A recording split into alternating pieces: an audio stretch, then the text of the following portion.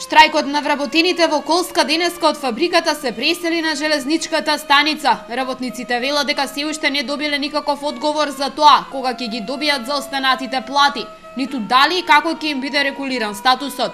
Бараат надлежните да не ги држат во неизвестност. Голем проблем им представува и наплатеното здравствено осигурување. Велат дека поголем дел од нив имаат над 50 години и се со здравствени проблеми, а не можат да се лекуваат. Здравство немам, не можам да се лечам, не можам. Болен сум од срце, а има, верувам дека и вие луѓе, има шеќераши, има срце болесници, не може да се лечат.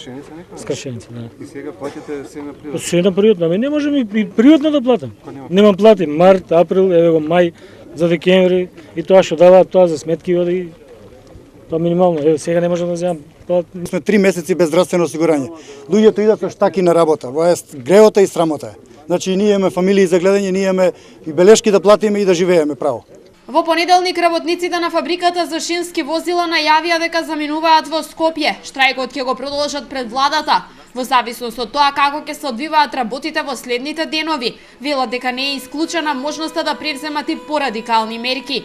А ние упорно остануваме без пари, со 5000 денара ако се живее, а немаме земено за 12 месец плата, доплатена плата за 12 месец. Каде се другите и како ќе живееме понатака, ја не знам. Ние у понеделник ќе одиме у Скопје да видиме како ќе се одвиваат работите, да видиме што ќе се случи, а после тоа ќе се организираме. Дали ќе се нема да го пуштаме возот тука, дали ќе настапиме порадикално, ќе видиме. Значи мораме да се организираме. Вака нема живот. На вработените во Колска им доцни половина плата за месец декември, а заостануваат и платите од месец март. Покрај платите бараат и исполнување на првичните најави за припојување на фабриката кон македонски железници.